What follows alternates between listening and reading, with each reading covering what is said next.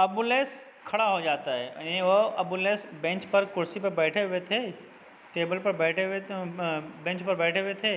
जब मौलाना अबुल कलाम आज़ाद ने कहा कि मैं सीआईडी रिपोर्टर अबुलैस से कुछ पूछना चाहता हूँ, तो अबुलैस खड़ा हो जाता है। मौलाना पूछते हैं, क्या तुमने मशहूर फ्रांसीसी अदीब विक्टर ह्यूगो का नाम भी सुना है ना?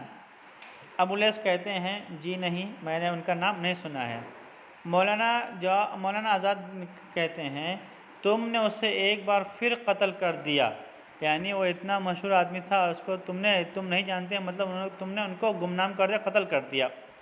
मैंने अपनी तकरीर में उसका एक कौल नकल किया था, यानी मैंने उसका चर्चा किया था, और आप कहते हैं कि मैंने पूरी बात सुनी है, तो ये बात आपको पता होनी चाहिए कि मैंने उनका नाम लिया था, है ना?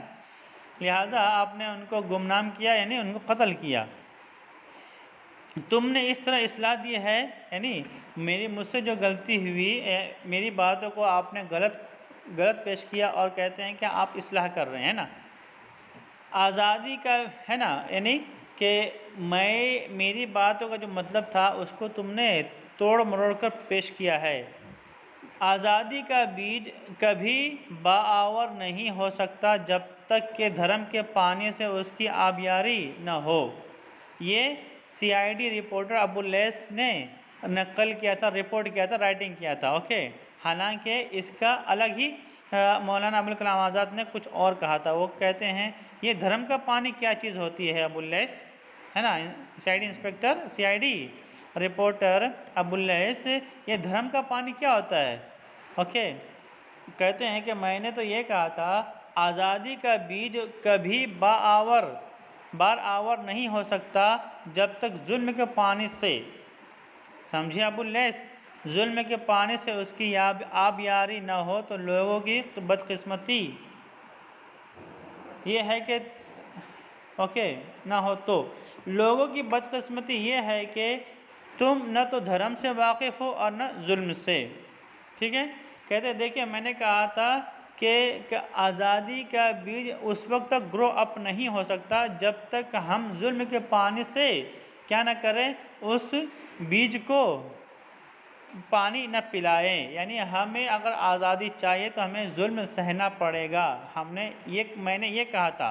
और अबुलैस रिपोर्टर ने क्या रिपोर्ट किया कि आज़ादी का बीज कभी बार-आवर नहीं हो सकता जब तक धर्म के पानी से आबियारी ना हो, है ना, उसकी आबियारी ना हो।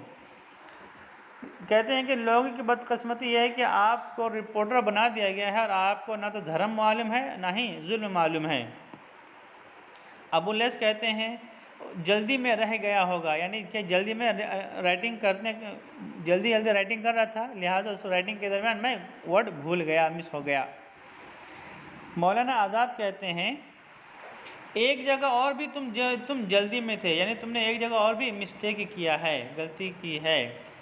तुम लिखते हो, उन्होंने जेल खाने की मुसीबत को बर्बाद किया है। ओके, ये अबुलैस रिपोर्टर का जुमला है, उन्होंने जेल खाने की मुसीबत को बर्बाद किया है। मुहम्मल बात है, यानी बेमाना बात है। जुमला गालिबन इस तरह होगा, उन्होंने जेल खाना की मुसीबत को बर्दाश्त किया है, बियर किया है, फील किया है, ओके। और आप मजिस्ट्रेट साहब, ज़्यादा से ज़्यादा सज़ा जो आपके इख्तियार में है बिला तामुल मुझे दीजिए, मुझे शिकायत या रंज का कोई एहसास ना होगा, ओके।